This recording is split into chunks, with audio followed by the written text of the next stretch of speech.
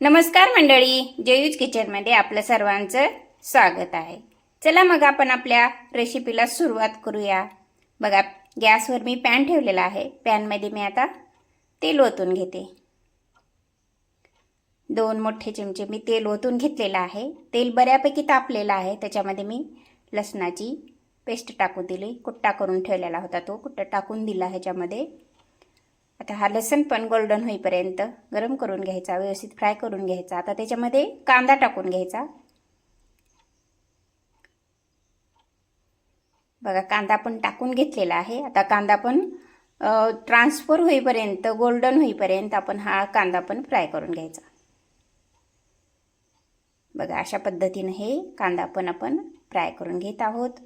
बघा, कलर पण चेंज झालेला आहे आता कांद्याचा. लसूण आणि कांदा व्यवस्थितरित्या फ्राय झालेला आहे आता. बघा, आता त्याच्यामध्ये मी खोबऱ्याचं किस टाकून घेतला. खोबऱ्याच्या किसानं आपल्याला भाजीची चव व्यवस्थित येते, भाजीला टेस्ट चांगली येते भाजीची. त्यामुळे आपण वारंवार भाज्यामध्ये थोडं तरी का होईना कूट टाकावं.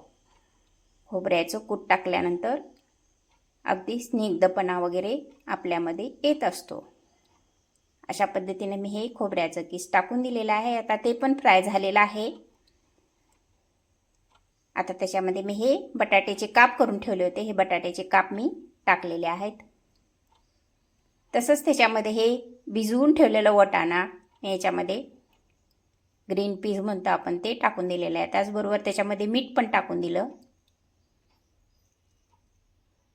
अशा पद्धतीने हे सगळं याच्यामध्ये टाकून दिलेलं आहे. आता सगळं मिक्स करून घेऊया.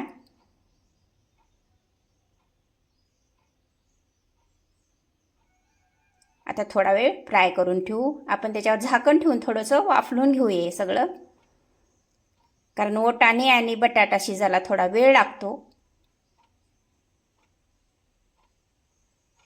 बघा, आता हे थोडं शिजलेलं आहे, 60% शिजलेलं आहे जवळपास.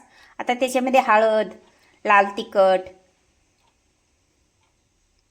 असे हे इन्ग्रेडियंट टाकून दिले. आणि आता ही मेथीची भाजी आपण ह्याच्यामध्ये टाकून दिलेली आहे. आज आपण मेथी, वाटाणा आणि बटाट्याची भाजी करत आहोत. आता हे सगळं मिक्स करून घ्यायचं. आता आपल्याला भाजी फार दिसते, परंतु शिजल्यानंतर ती अगदी थोडीशी होऊन बसते.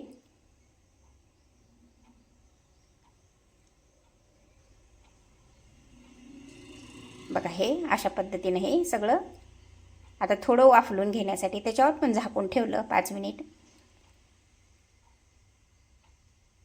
बघा, हे अशा पद्धतीनं भाजी शिजलेली आहे. आता त्याच्यामध्ये मी थोडंसं खोबऱ्याचं कूट टाकून दिलं.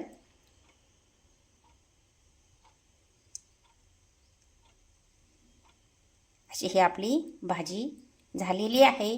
पौष्टिक भाजी आहे आणि रुचकर आणि छान पण लागते. चला, आपण आता सर्व करून घेऊ. आपली भाजी शिजलेली आहे. लाईक करा, शेअर करा, सबस्क्राईब करा, कॉमेंट करा. माझे व्हिडिओ शेअर करत चला, सबस्क्राईब करत चला. बघा, हे अशा पद्धतीनं आपली ही भाजी झालेली आहे. खात राहा, मजेत राहा. चला, भेटू पुढच्या व्हिडिओमध्ये. धन्यवाद.